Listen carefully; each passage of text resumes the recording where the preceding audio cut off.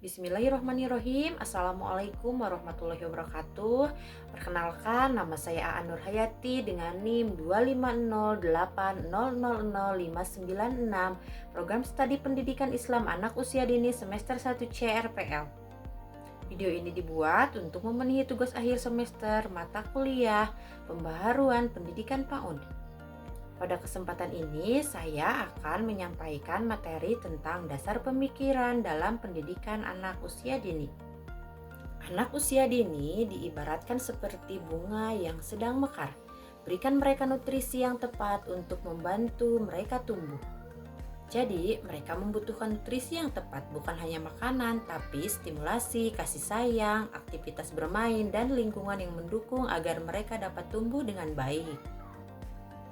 Karena itu, PAUD lebih dari sekedar penitipan anak, tetapi lembaga yang membentuk karakter, di mana fase kritis pengembangan nilai-nilai moral dan etika dasar yang akan menjadi pondasi kepribadian anak. Yang kedua, perkembangan kognitif, stimulasi perkembangan berpikir, memecahkan masalah, dan membangun dasar-dasar pengetahuan, serta melatih keterampilan sosial emosional, pembelajaran berinteraksi, mengelola emosi, dan membangun hubungan yang sehat dengan lingkungan. Dalam praktiknya, PAUD menghadapi beberapa tantangan seperti masih adanya anggapan bahwa PAUD hanya sebagai tempat bermain tanpa tujuan edukatif, kurikulum yang tidak sesuai dengan tahap perkembangan anak, dan tekanan akademik berlebihan menyebabkan stres pada anak. Maka diperlukan pendekatan holistik dengan bermain sebagai sarana belajar dan kurikulum yang berpusat pada anak. Kita juga perlu memperhatikan pertanyaan fundamental PAUD.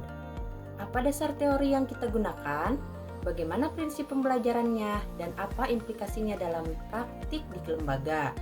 Ketika ketiganya jelas, maka pelaksanaan PAUD yang sejalan dengan kebutuhan dan perkembangan anak.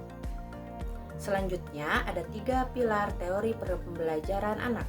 Yang pertama, teori Montessori. Montessori melihat anak memiliki absorption atau kemampuan menyerap lingkungan secara alami. Oleh karena itu, lingkungan disiapkan secara teliti. Ada 5 area kurikulum dengan kebebasan memilih aktivitas, guru sebagai fasilitator dan pengamat yang menyediakan alat serta memberi kesempatan anak belajar mandiri.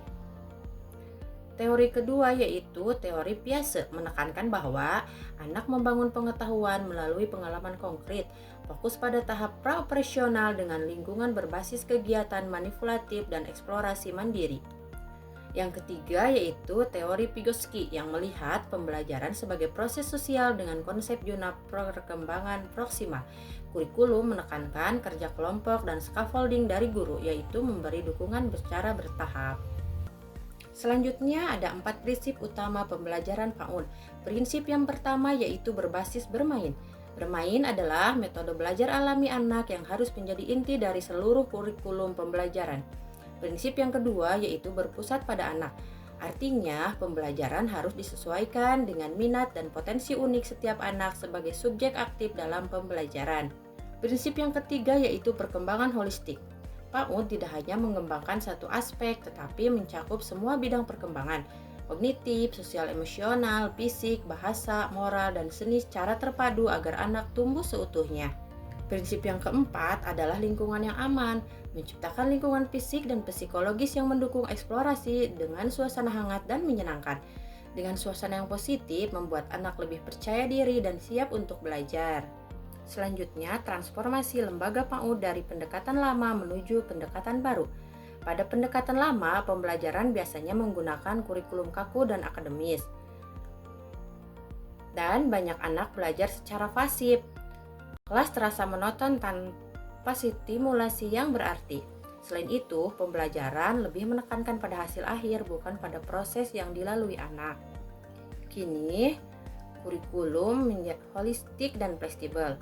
Pembelajarannya aktif dan kontekstual sehingga anak benar-benar terlibat. Lingkungan juga kaya stimulasi. Dan yang tak kalah penting, fokus pada proses perkembangan anak. Guru dan orang tua memiliki peran sama pentingnya. Guru tidak hanya mengajar, tapi menjadi fasilitator, di mana memberikan dukungan bertahap yang mengamati dan mendampingi sesuai kebutuhan anak. Orang tua juga menjadi mitra utama karena keterlibatan aktif orang tua dalam proses pendidikan terbukti memperkuat hasil belajar dan perkembangan optimal anak. Ketika lembaga, guru, dan keluarga bekerja sama, terciptalah ekosistem pendidikan yang sehat dan efektif bagi anak. Belajar sama dengan bermain. Pada usia dini, bermain bukan sekedar hiburan, tetapi bermain adalah proses yang paling efektif.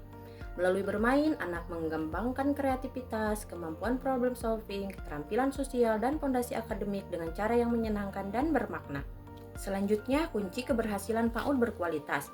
PAUD yang berkualitas berdiri di atas 3 pilar penting. Yang pertama, fondasi teoritis. Pemahaman mendalam tentang teori perkembangan anak dari Montessori, Piaget, dan Vygotsky. Yang kedua, keterlibatan orang tua. Karena orang tua yang aktif sangat mendukung perkembangan anak. Yang ketiga, guru profesional yang berperan sebagai fasilitator dan memiliki kompetensi dalam perkembangan anak. Ditambah lagi dengan kurikulum fleksibel dan adaptif. Semua ini menjadi kunci terciptanya layanan PAUD yang optimal. Sebagai penutup, pemahaman yang benar tentang dasar pemikiran PAUD sangat penting untuk menciptakan pendidikan yang berkualitas. PAUD harus berlandaskan teori perkembangan anak, bukan sekedar tempat penitipan. Pembelajaran berpusat pada anak, berbasis bermain, dan berorientasi holistik. Bermain adalah inti proses belajar, bukan aktivitas sampingan.